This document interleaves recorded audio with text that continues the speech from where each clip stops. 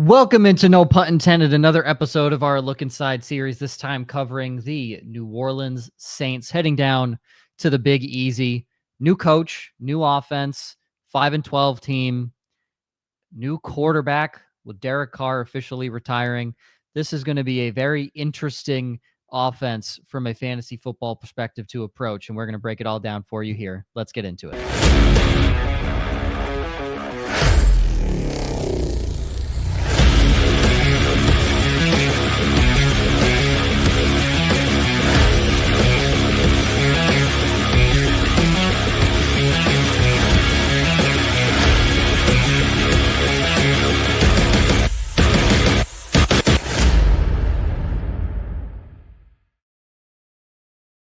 Welcome into No Pun Intended, presented by Club Fantasy. I'm your host, Joe Zollo. Another A Look Inside series here with Josh and Ryan. The Saints. I didn't realize how bad they were until I just looked at this depth chart that Josh typed out. Yeah, it's rough. It is not good. No. Rough feels generous. It does. It feels generous. This team, 5-12 last year. 3-12 after week 2. They had those absolutely insane games, and then they just decided, oh, we don't know how to play football anymore. New head coach. Old quick. They got old quick, injuries, and honestly, they didn't do a ton to get younger. Nope. They can't do much to get younger. They don't have the cap space. Well, you also drafted a 27-year-old rookie. You mean the next Brandon Whedon? Yeah, exactly. I mean that precisely. Hoove. The next Brandon Whedon. New Orleans Saints. Tyler Shough is the aforementioned quarterback, of course. And this is the underdog ADP as of June 9th. And again, we use underdog because it is the most up-to-date and the best for what we're doing right now in the month of June. Of course, these things will all change as we go further and further through. But underdog right now, best ball drafts are mostly being done there. Remember, WAF promo code to sign up. Free pick, first time deposit up to $1,000 in bonus cash. We're going to start with going through all of this offense. So Shough is the projected quarterback 1. I think it would shock a lot of people if he doesn't end up being the quarterback 1 at this point. Rattler didn't show much, and they apparently hate Jake Haener. So, but Shough's ADP is QB 39. I'm going to take a wild guess and say none of you are drafting Tyler Shough unless he's your 3rd or 4th quarterback in a superflex. I'll take another wild guess that if he starts, he is going to outperform that ADP. 39, it's rough. Well, I was going to say Derek Carr is still technically being drafted ahead of him in best ball. Good Lord. I mean, just in terms of fix the database. Yeah. It's hilarious. Alvin Kamara, RB20. Kendre Miller, steep drop, RB72. Really need that up for my dynasty shares. My 1 dynasty share. And Devin, Neal, RB50. Receivers, Chris Olave at 33, Rashid Shaheed at 55. And the man returns home. The Archer, Brandon Cooks, wide receiver 104. He's not going to do anything, but he's home. That's right. He's back, baby. And when he scores a touchdown in the Superdome again, it's going to be a great time. It is. Juwan Johnson, the tight end 1, was listed at tight end 30. Right so now. I want to say this really quick. I left off Taysom Hill because he's bad for a very specific reason, not because he's not really a tight end, but he suffered a pretty bad knee injury very late in the season. Taysom Hill is not playing this season, and we're asking a 34-year-old tight end quarterback, whatever you want to classify him as. Just say weapon. Just say weapon. Weapon, sure, to recover and then come back. So I feel like. I understand why people are drafting him in the sense of we know what he can do when he's on the field. I'm not expecting him to play much, if at all, in 2025. Honest to God, his career might be over. Just prefacing that. They have him listed as the 3rd tight end on the depth chart right now. And he's going, I think, at tight end 35 in best ball drafts. Yeah, I don't think he's 37 playing. Or something like that, yeah. I don't think he's playing, folks. That's good. That's going to be a tough one there. Fun fact: looking at their running back depth chart, 1, Clyde Edwards-Helaire is a Saint, and Velus Jones Jr. Remember him? He's listed at running back now, not even listed at receiver. Oh, didn't realize that. Which is Yeah, the Bears last year, I believe, were like kind of sort of starting that, conversion. I figured he was just going to be a kick returner because that's all he's going to do. So, but before we get into one of the most elite speedsters and punt returners, I really want this guy to make the roster. His name is Moochie Dixon. He's a receiver on the depth chart. Moochie Dixon. First off, elite name by the parents. Moochie, and your last name is Dixon. Elite name by the parents. Way to go. I don't know anything about him. I'm gonna look up. I also don't know anything about him. And you know what? We're gonna get educated on who Moochie Dixon is. I love it. As soon as Ryan, you educate everyone on why you and I think Josh, all love Rashid Shaheed. Yeah. So the main thing is, I understand everybody knows what the Saints did in their first 2 games last year, and Rashid Shaheed was very good in those 2 games and caught the exact same touchdown in back-to-back of those games.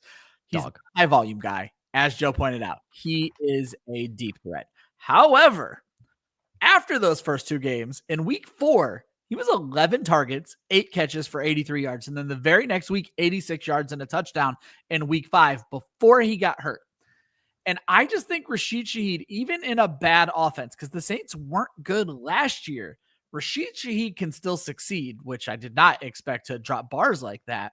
However, after Shaheed goes down, obviously Chris Olave also goes down. The guy who leads the Saints is Marquez Valdes-Scantling with 21.6 yards per catch. And why I say all of this is that was Rashid Shaheed's role. Rashid Shaheed would have set the world on fire if he stays healthy. It's obviously an entirely new offense with Kellen Moore now calling the offense and coaching the team. Tyler Shough at quarterback. I would venture a guess. I don't know a ton about Tyler Shough except that I hate him. I think he has a stronger arm than Derek Carr did, at least last year. I don't think the deep threat is going to go. I know Derek Carr has always been a strong arm. And at one point when he came to the Saints, he was the most accurate deep ball thrower in the league. I think Shough's going to at least be willing to take those shots. And Rashid Shaheed, on those 2 touchdowns in the early season, I don't know if you guys remember him, where he just split the seam down the middle. He was butt naked, wide open. You got to be a really bad quarterback to miss that throw.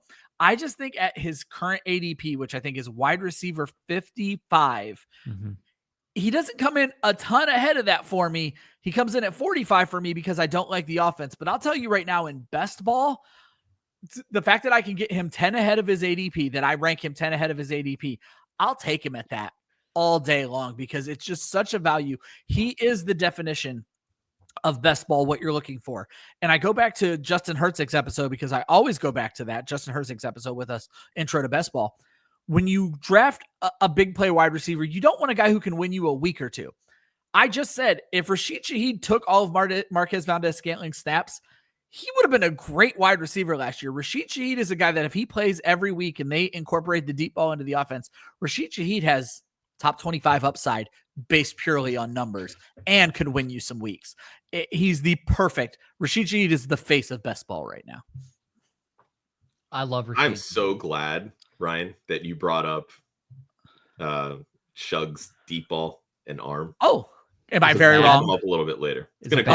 Oh, okay. I was gonna say. Okay. Oh man. All right, hold on. Well, I get to find out later if I'm a fucking idiot or not. So that'll be fun. before we get to that, I cannot stress enough that Moochie Dixon is not making this team. He's full disclaimer, folks. Here's the thing. There's currently 11 receivers on the roster. Oh my goodness. Okay. Olave, Cook, Shaheed, locked. They're making the team. Yeah, Bub Means after Cedric Wilson, Bub Means probably making the team as well. Yeah. And then if you want to go the 6th receiver, you're looking at Donovan Peoples-Jones, Mason Tipton, Kevin Austin Jr., Dante Pettis. They have 2 undrafted free agents, Chris Tyree and Moochie Dixon. All right. Now his real name. Training camp bodies. Yep. Now his real name is Kelvonte Dixon. Still cool. Name. Not as good as Moochie. I cannot make this up. He went to SMU. So I am automatically a Moochie Dixon. I can't make this up. I am automatically a Moochie Dixon fan. I can't make this up. I cannot James Prochet. I cannot make. Well, James Prochet was actually good in college. He had 386 yards and a touchdown. James Prochet was actually good at SMU. I mean, in terms of a guy that keeps bouncing around the practice squads and never actually does anything in the NFL. He was recruited by Texas his COVID year, and then after 2021 transferred to SMU. I cannot make this up. He went to SMU. That's awesome. So immediately I'm a Moochie Dixon fan, and I hope the best for him, and I hope he, beats out Bub Means for a roster spot. I love it. I can't wait for him. And I hope he's catching passes. Actually, I don't hope this. He might be catching passes from this guy. So I guess let's start with what was teased. How bad is Tyler Shough's deep ball accuracy? Because I feel you wouldn't have said that if it was good. It's got to be bad. Pretty much, yeah. So I wanted to highlight Tyler Shough, not because I think he's actually going to be a pretty viable fantasy asset, but we see this all the time. Quarterbacks that aren't great still find a way to produce solid weapons in fantasy football, right? Yes. There are a lot of improvements, and I use this term very loosely with the Saints. Their offensive line has a lot of very highly drafted players. So in theory, they are talented and should do well. Kellen Moore got a taste of what makes a good offensive line with his time last year in Philadelphia working with Jeff Stoutland. So hopefully he's crafting this scheme to work with that. It is not going to be what the Eagles did last year. No. That is an anomaly and not even close to what Kellen Moore calls and what his traditional offense is. We're going to see more elements of his traditional offense, which is going to be a lot of throwing the football. Chris Olave at wide receiver 33 is a screaming value. Alvin Kamara, RB20. His pass-catching prowess, screaming value. Rashid Shaheed is a deep ball threat. He's not a volume guy. But here's the fun thing. Tyler Shough, we saw from the combine, has a strong arm. He can chuck it down the field. Joe, you hung out with Emma a lot this past year, and you know how much she talked about how terrible Carson Beck is, right? Yeah, he's not good. Tyler Shough had a worse completion percentage on deep balls than Carson Beck last year. Yeah. Tyler Shough ranked 73rd in college football last year in completion percentage. Yeah, but that's out of he was even worse in adjusted completion percentage at 78th in college. Don't throw that bullshit out at me. Just stick to what the real one is. Stick to the base stats. Stick to the base stats. All right? Even his passer rating on deep balls was tied for 52nd. That's fine. Now you're roping me back in with the real stats. I like this. Okay. He is god awful when it comes to accuracy on this strong arm deep ball that he possesses. Yikes. So unless Kellen Moore can somehow work out some kinks, and the biggest reason why I throw in adjusted completion percentage is because that takes into account the type of talent that you're throwing to. Yeah. And let's be real here. There's not a ton of talent catching the football at Louisville. So Tyler Shough had a lot not working for him. Again, not great options here. Mickey Loomis drafted Spencer Rattler. This is why I'm keeping my eyes on Rattler, because Mickey Loomis is still there. Yeah. He doesn't have a great deep ball. Sorry, just back to the Shaheed thing. No, and again, he doesn't.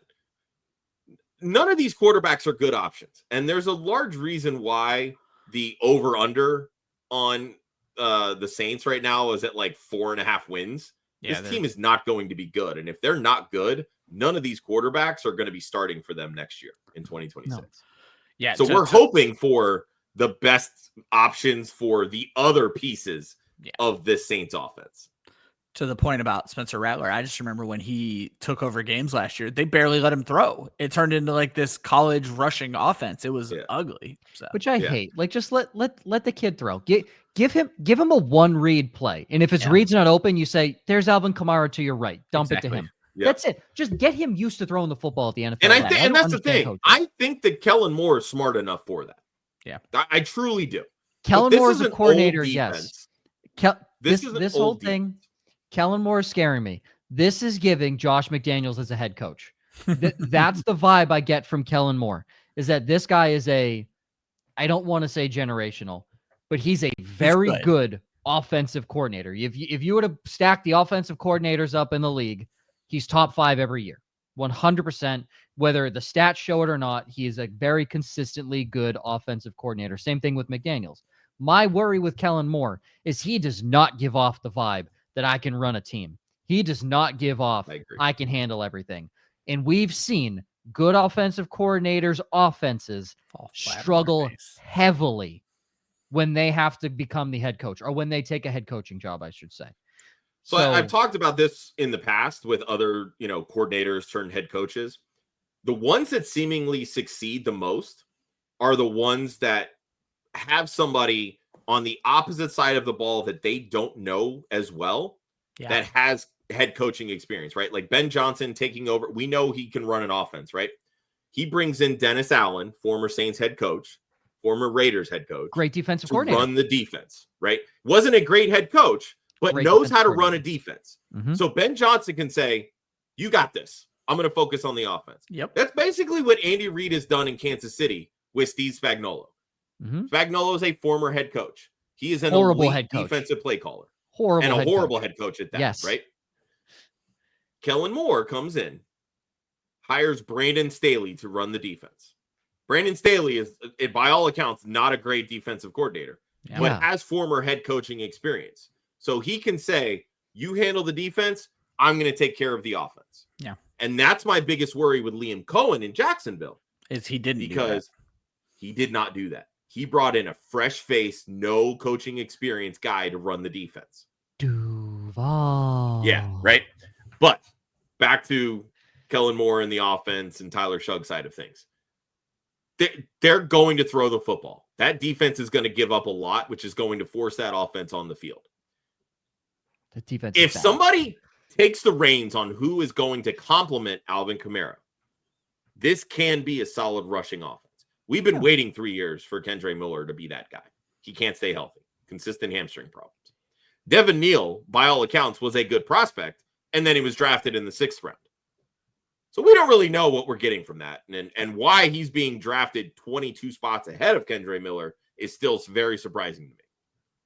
But if one of them takes that secondary piece from Kamara, and Kamara can pull back on the inefficient rushing duties, which, honestly, he was a pretty efficient runner last year, despite what he wasn't bad. Yeah, he wasn't bad. So you take a lot of pressure off that, where he can be that secondary pass catcher to a healthy Chris Olave. That's going to open up those deep shots for Rashid Shaheed. All Tyler Shough or Spencer Rattler or whoever the fuck is the quarterback, the only thing they have to do is just hit him in stride. Yep. And if they can do that, there's potential with this offense. The deep ball from college concerns me with Tyler Shough. Again, he has the arm strength. But if Kellen Moore can coach him up, maybe there's upside here. Josh, you just brought up the defense. Can you name a single player on their defense? Cam Jordan. That's about it. Retired. So not. He hasn't retired yet. He's not listed. Tyrann Mathieu is still the safety there. Hey, I do know they brought him in last season. Yeah. Look at you. And they lost Paulson Adebo. They traded Marshawn Lattimore last. I cannot name their starting corners. Kool-Aid McKinstry. Oh, that's right. They did draft McKinstry last year. In Isaac Yiadom, they just got him from San Francisco. Not good. They're not good. Yeah. So, and then their best corners in the slot. They do still have Demario Davis at linebacker, right? Yeah, but he's 97. He's older, good. And again, goes to my point. They're either really old or their younger pieces are just not great. I do like McKinstry. He comes from Alabama. They've had a pretty good track record with corners. There's a lot of speed aspect to his game. It's not a very refined game, though, is the problem. Yeah. The whole point is they are not stopping anybody. No. They are the equivalent of the Carolina Panthers defense. I was going to say the issue with Kool-Aid McKinstry and his speed is the best receivers in this division are Mike Evans, Tedoroa McMillan, and Drake London. They're just all standing on top of him. So burners, absolute burners. Yeah. Absolute crusher. He's not a physical corner. I think he's only 190 something pounds. Yeah. Yeah, but his name's Kool-Aid. Like I said, I like his game as well. It's just for this division.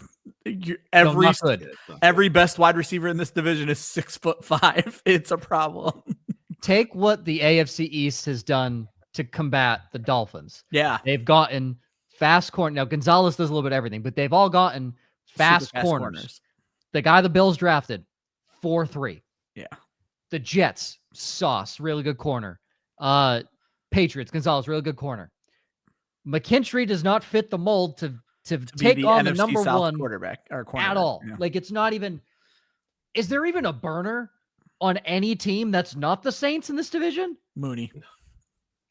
But even No, then, Mooney's got speed. He's got 4-4. I'll give you that. But like, I'm talking like again, like that's there's not one of the elite speed guys on any of these. It's not a Shaheed that's running a 4.35 downfield. That's what I'm saying. It's like there's no like literally runs in a straight line guy.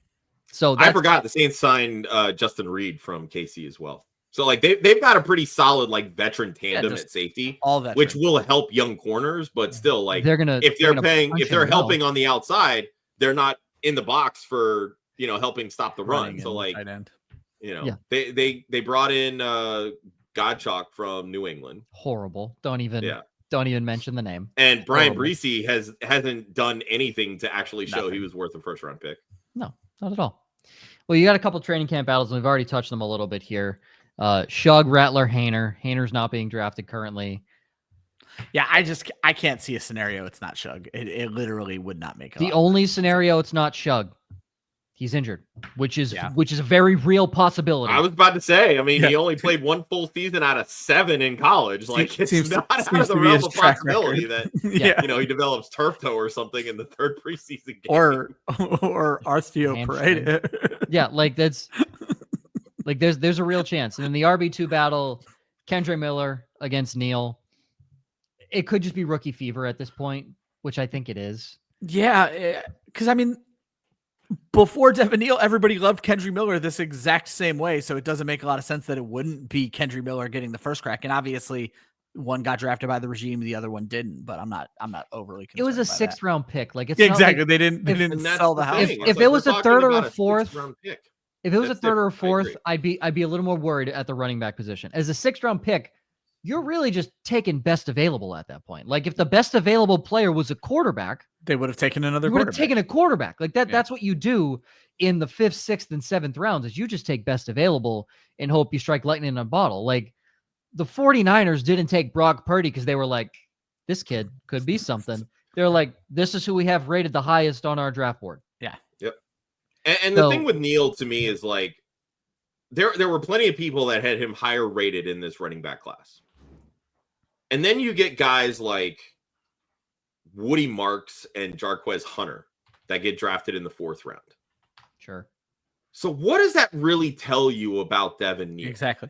Like, I didn't know who Jarquez Hunter was. This was a strong running back class, but there were pretty positively high draft experts that did not have either of those two guys, not less going in the 4th round, but going ahead of someone like Devin Neal.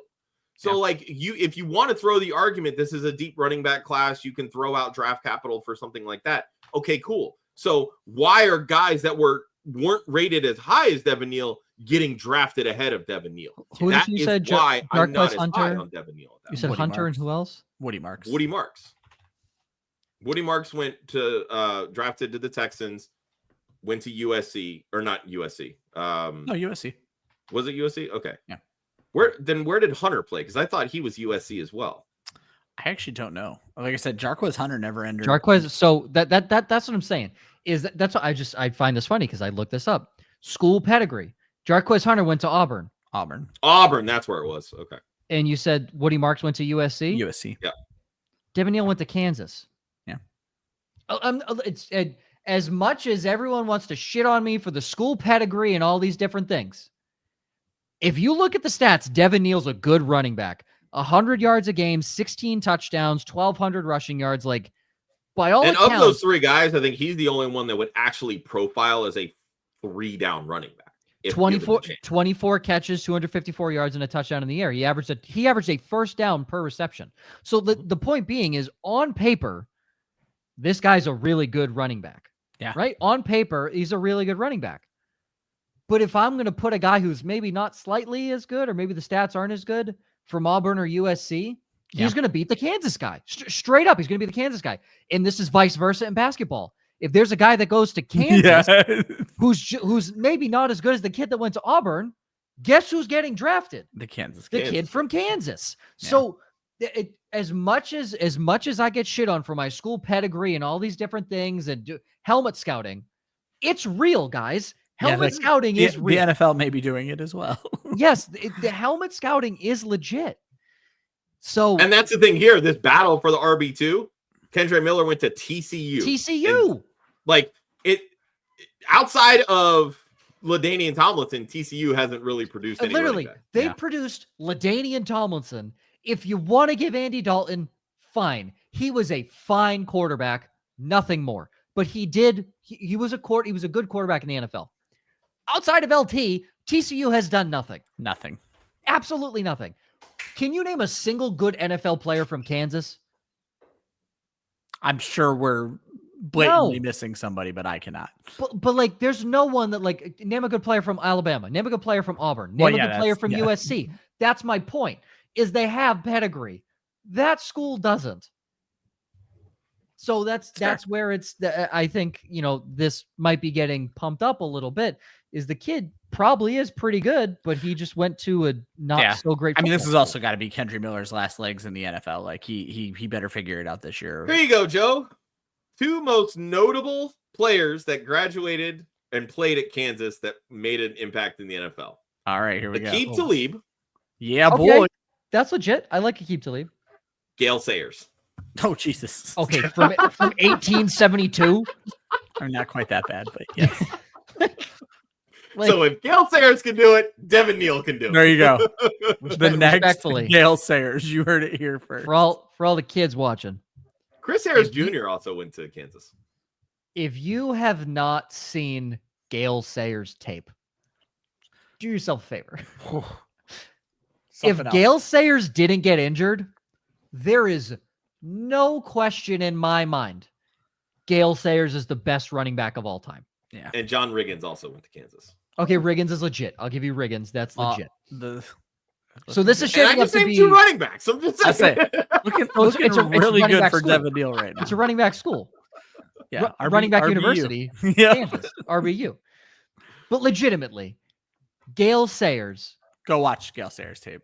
I think Jim Brown's the best football player of all. Like, just the best football player of all time. Gale Sayers would be damn fucking close to Jim Brown if he was able to play a full career.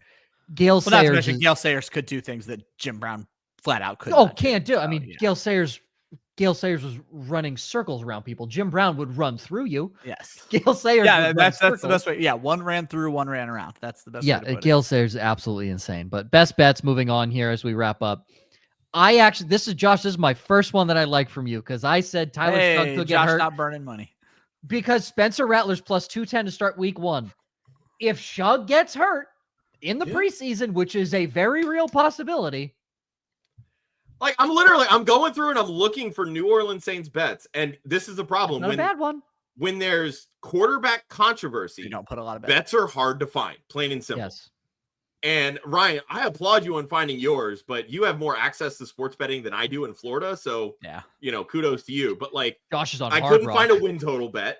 The only thing, like, with the Saints, it was those different tiers of, like, under 3.5, under 6.5, 8.5, all those different things. But I'm like, all right, it's got to be a quarterback, right? Tyler Shough is minus 310 to start week 1. And I think that's pretty fair because, again, the current head coach spent a 2nd-round pick on him, is likely going to be the guy. They're going to give Spencer Rattler an opportunity to win this job. They, like Mickey Loomis, they liked him heading into last year, but they only spent a 5th-round pick on him. But he was a much higher rated high school player than Tyler Shough, if you really want to go back further, right? Even in college, he had a couple good seasons. Yeah. At Oklahoma. Exactly. So Spencer Rattler plus 210 with Tyler Shough's history of injury. Why not? I don't think it's a bad bet. So $10 on it. That's like that. Yeah. I do that. I do that. Ryan, yours is interesting too. I don't know if you love it as much as after hearing the deep ball. Oh, I do. Yeah. Rashid Shaheed over 3 receiving touchdowns. If he stays healthy, feels easy. He scored 3 receiving touchdowns in 5.5 games last year. You're betting on healthier, and it's positive money. A lot of times when you find these, they're negative 114 or negative 120. This is plus 110. I'm like, all day I'm taking this. Like, it's ridiculous. Yeah. Mine, again, I don't give you an exact line. I normally try and go on the defensive side. Is there a defensive prop bet that I could realistically pull out of my ass here that is like anywhere near good? Only if that's not good, because you could bet on how many points the Saints are going to allow this year, because it's going to be awful. I don't know where that team bet defense. I would be curious the sack lines for both Cam Jordan and Chase Young. Actually, Cam Jordan is not on the team. I cannot stress this enough. He is not on the team. Everything I'm showing shows him on the team, Joe. Okay, yeah, he is. Okay, I must be missing his name. Just here. for whatever reason, I'm looking at our lads. They don't have Cam Jordan listed as a starter, which feels weird to me. But okay, also that's too, what I was looking for. He's entering the time two. of his career where he probably should just be like a third rotational defensive end. But yeah, they have Chase Young over him and Carl Granderson listed as the starting. Granderson's fine. Defensive ends. I like Granderson. That's what I was getting. So I'm like, where is Cam Jordan? He's not a starter. That makes no sense. Just quickly checking betting pros. There are no betting lines for Cam Jordan or Chase Young. No, that doesn't surprise me at all. If you can find a Carl Granderson sack total, go over. He's a good defensive end, and they're probably going to lowball his sack total. I'm fine with that. Yeah. But realistically, I'm not loving anything. I mean, there will be a sack total for somebody on the Saints at some point in August. It's just nothing right now. So. Yeah, Carl Granderson is probably going to be their sack leader. I was going to say Chase Young gets treated like a sack artist, and he's not. He's more. He's horrible. Chase Young is horrible. The only reason he gets sacks is because there's somebody opposite him, and Carl Granderson is not enough to be opposite Chase Young for him to do anything. Yeah. So, yeah, there's no T.J. Watt effect happening with Carl Granderson and Chase Young. That's not happening. All right, folks, that's the Saints. It's not pretty, but it's the Saints. We're going to get 30 teams. I want to touch on this because, Alvin Kamara is going to be the featured player in the write-up on the article. We didn't touch on Chris Olave, mostly because I thought that Olave would take it. That's why I went Tyler Shough. Yeah. But Chris Olave at wide receiver 33, he is a wide receiver 1. I understand the concussions. I understand the injury history. When you are getting a wide receiver 1, even on a bad team, for the cost of a wide receiver 3, that is an instant draft in fantasy. Absolutely. Like, smash it. That is an instant pick. I say right now he stats not to take that kind of upside. Right now he stats out as my wide receiver 31, so I think the ADP is fair, but I agree with Josh.